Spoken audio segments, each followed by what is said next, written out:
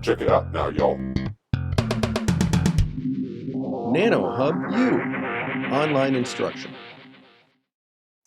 Welcome back, and this is sort of the last of the lectures on the diffusion problem, and in the next lecture we'll wrap things up.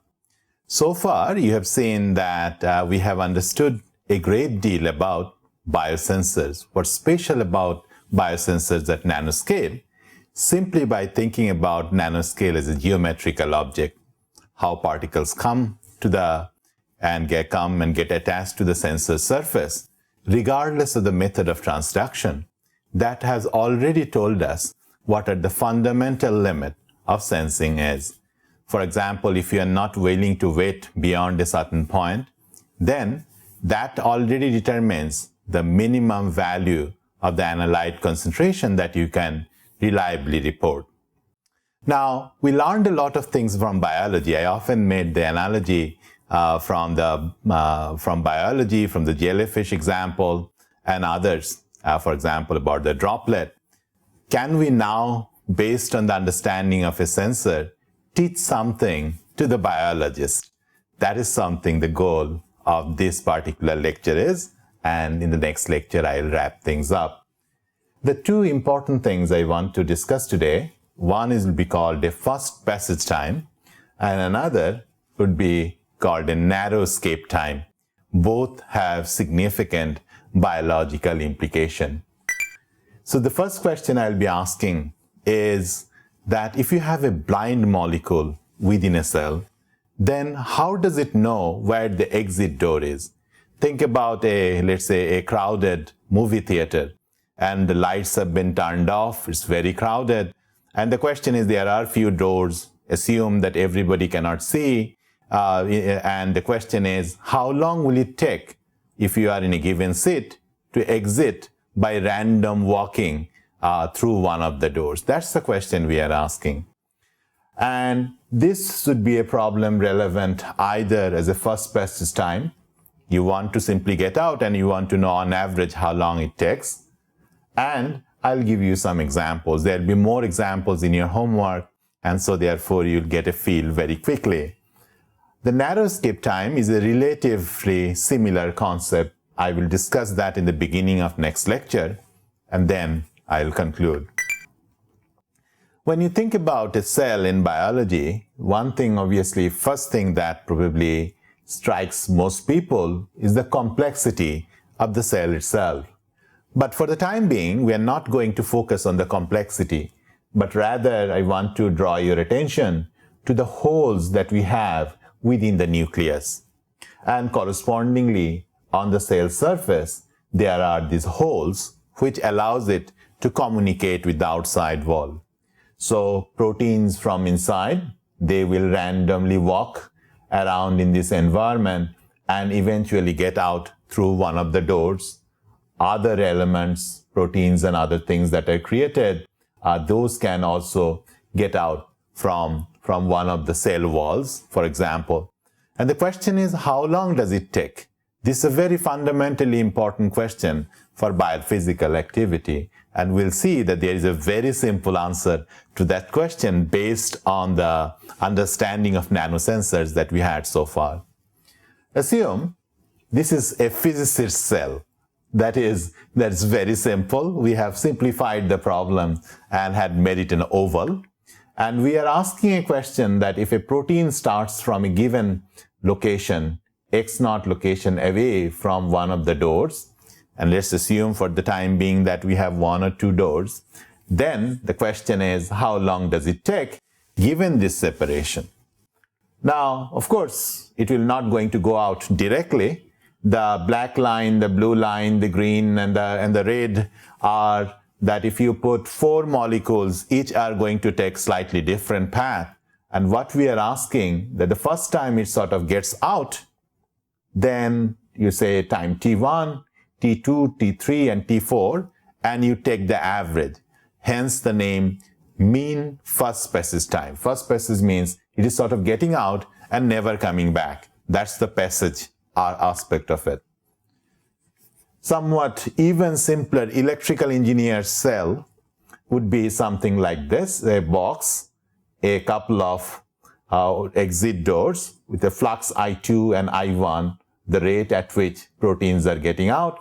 Total integrated volume of the protein is integrated over the volume is rho dV. We'll call that Q. Now remember, this Q is not the same as the flow rate. This is by definition sort of integrated charge within the system. It's just an integrated number that we are referring to. So here is the difference between the problems that we have talked before and the problem that we are discussing now.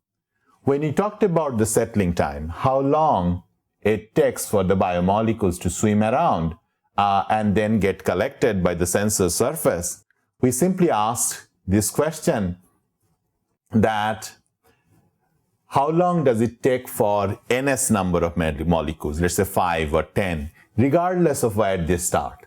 On average, how long it takes to be collected by the sensor surface. First basis time is slightly different. It asks a slight related but slightly different question. It says that if a biomolecule is a distance r from one of the sensors, from one of the exit doors, then how long does it take on average for this particle to get out through this door? Here, there is no chance that anything will come back. And also, we are not talking about average time from all over the space, but a fixed position within the sensors itself, within the cell itself. Now, the narrow escape time is almost related, but slightly different. Narrow escape time may involve if the door is particularly narrow, that means only flux which comes vertically will be able to exit. If it comes in an angle, then it will sort of bounce off. And so narrow escape time is more difficult than the first basis time. Both are biologically relevant and therefore has great implications. So let me tell you how the first basis time works. It's very simple. You'll see the diffusion equivalent capacitance will give a simple one-line answer to this very complex problem. So the idea is this, as I mentioned, that previously we solved these two problems, these two equations. You remember the diffusion equation, and you remember perhaps the capture equation, capture and release equation. And we simply asked how long does it take to capture NS particles regardless of the initial placement of the atoms, initial placement of the biomolecules. And of course, we solved these two equations. You remember that Heisenberg uncertainty principle like analog of that rule that we had that allowed us to solve this problem easily. Now, the problem that we'll be asking here, or the problem that we'll be solving here, is slightly different. Yes, the molecule will still diffuse. I have the diffusion equation. But what we'll be focusing on is the total number of particles that exist, dn dt.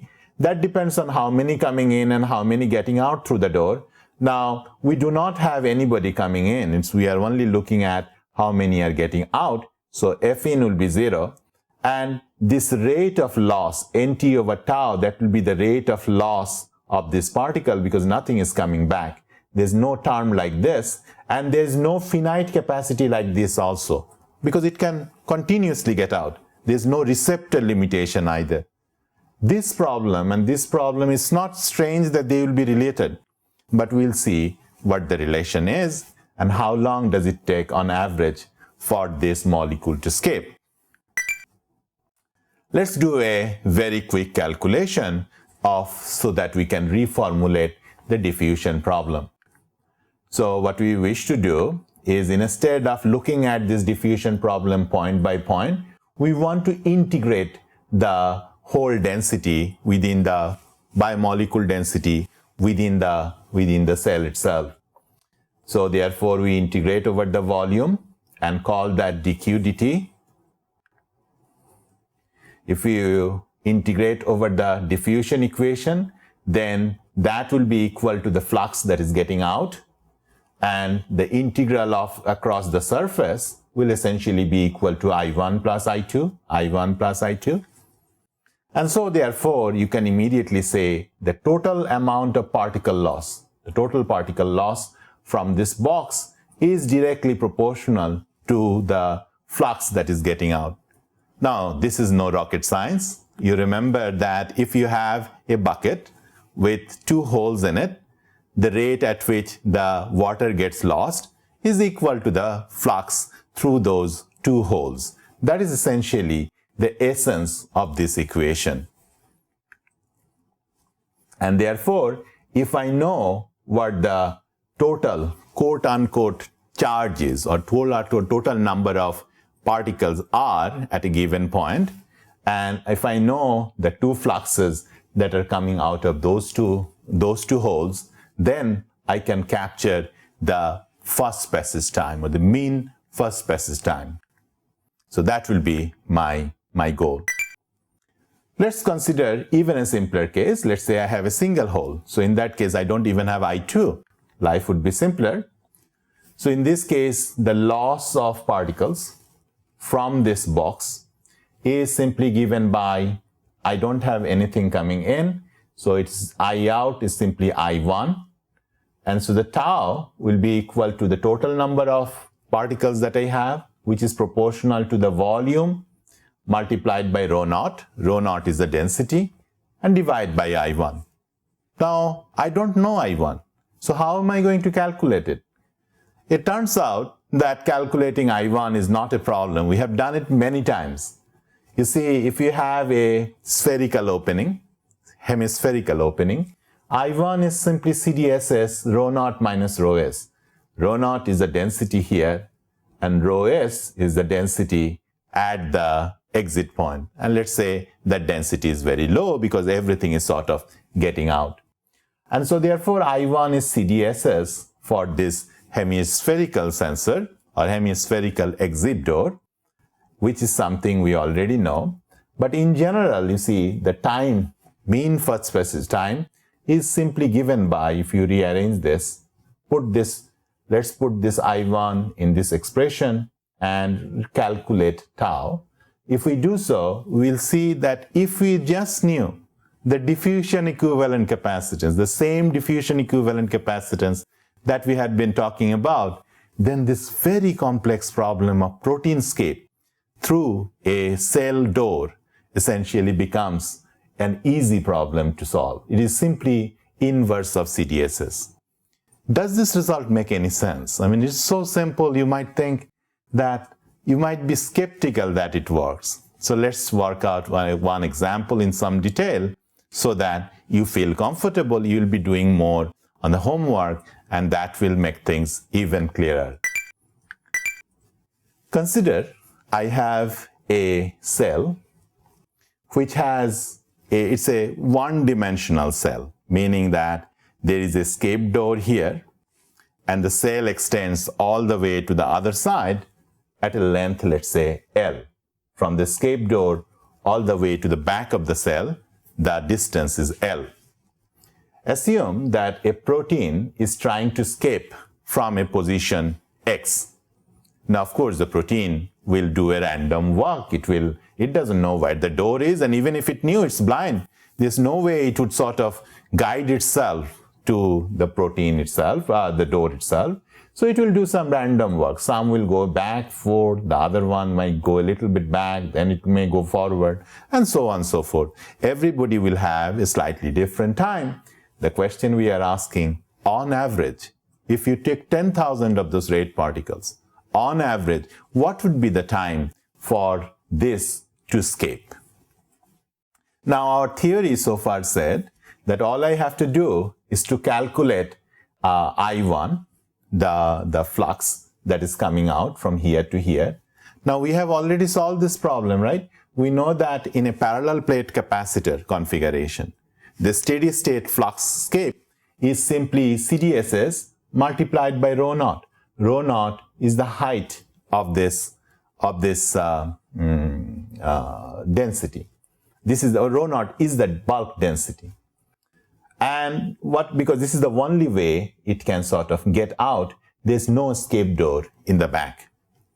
What is the total number of particles, quote unquote, Q in the system? Well, this is simply area under this rectangle and this triangle. This is the triangle, this is the rectangle. Now, why is it a rectangle? Why doesn't it sort of diffuse in this direction also? The reason is there is no escape door, so there is no net flux. Had there been a slope in this line, we'd have expected the flux to get away. But remember, there is no escape door, so the slope must be equal to 0, so there is no diffusion flux, hence the rectangle. So I know Q, and I know I1. Let's put them together to calculate tau. Once I have done that, I essentially take these two quantities, divide it up. Looks a little messy. You can rearrange things a little bit. But it immediately tells you that if you start from a given location X, on average, this is the time you would need in order to get out. Of course, if you had the diffusion was faster, if it's a light molecule, it will get out faster. That makes sense. If your X is farther and farther out from the exit door, then of course, it will also take longer. That also makes sense. Now, this is more or less an exact result to a zeroth order. Does my CDSS-based approximate formula give me the same result? The answer is yes. Let's calculate. So tau over V is the CDSS, is my formula. All I have to do is to calculate CDSS. Now you remember just from before that NT, also there's two statements. NT is proportional to the volume multiplied by rho naught when the cell is big, and the escape time is given by inverse of CDSS. The first statement you can check out because NT is actually equal to the triangle plus the rectangle. And if you can rearrange, and if L is large, then you can see this term will drop out. And if the term drops out, it becomes rho naught L, rho naught L. L is like the volume, it's 1D, and rho naught is that rho naught. So indeed, the particle number for a relatively large L is given by this formula, approximate formula. We didn't do too much wrong in making that approximation. What about the second one, this formula? I already know CDSS, d over x. Remember, it's parallel plate capacitor. So therefore, the inverse of it will be x over d. Does it make sense? Is this answer correct? That's an approximate answer. It turns out that from the previous slide, if you got the exact result, you would have found you can rewrite in this form. And when L is reasonably large compared to X, this term will drop out. And the two results, approximate and exact, will be exactly the same. And this proves the point. You will see the exact result has a correction linear to X, so therefore it bends over. But so long you're close to the exit door, the approximate and exact one essentially gives you almost identical results. That's very surprising that such a simple thing would give you such a profound result. Let's make life more complicated because after all, whoever has seen a one-dimensional cell, I mean, that's only an electrical engineer would love, but a biologist will certainly frown upon. Let's consider a slightly more complicated cell, still very approximate. Here is the exit door, the sphere, green sphere, and the protein begins its journey at a distance r from the exit door. Now, of course, the protein will not move directly from this point to the exit door, but rather it will diffuse around, and every particle that you put in, every protein that you put in is going to the exit door at a slightly different time with a slightly different path. So therefore, all I have to do in order to solve this problem is to calculate the diffusion equivalent capacitance between this sphere and another sphere which contains the rate point at a distance r. Because if I could do that, then essentially I'll be able to calculate how long does it take for the system for this protein to escape. How would I know that? How would the effect of the volume will come in? Because after all, it will take longer if it had bigger volume to sort of bounce around. Well, we will see that the total number of particles within the system, that NT rho naught, rho naught multiplied by V, that will contain the information. And just for simplicity, we can also solve an exact problem of two concentric spheres where a particle or a protein is sort of released from here. We are asking the question how long it takes for it to be captured by the sensor surface. This problem can be exactly solved. This problem cannot be solved exactly, but approximately solved. But if the results are very close, it gives us confidence that we are not too far away from the truth. All right. So we know what the CDSS is of two concentric spheres, one with A, 1 over A, and the other hypothetical sphere where the protein started at 1 over R naught. And so therefore our approximate formula said that tau over V is inverse of CDSS. And tau over V, therefore I will just invert the formula. And this V will contain the cell size. If you have a bigger cell size, you see tau will be, V will multiply this, so it will take longer for the molecules to get out. If your door is very narrow, it will take longer. If your diffusion coefficient is small, big protein trying to get out, that will take longer. And if you are far out, that also takes longer. So therefore, overall, this gives you the approximate formula. Here, I could solve this problem exactly, and you will do that in the homework. B is the outer radius of the quote-unquote cell. And once you have solved it, you will have two terms. When B is relatively big, the cell is relatively big, and the protein is trying to escape from the nearest door. In that case, you can make the B go large. This term drops out.